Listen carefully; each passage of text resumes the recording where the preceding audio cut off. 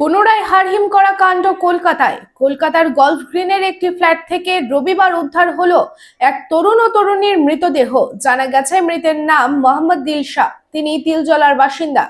তবে তরুণীর নাম এখনো জানা যায়নি। অনুমান তরুণ ও তরুণীর মধ্যে প্রেমের সম্পর্ক ছিল। রবিবার দেহ উদ্ধারের সময় ওই ফ্ল্যাটেই ছিলেন মদ্যপ দুই যুবক। তাদেরকে গ্রেপ্তার করেছে পুলিশ।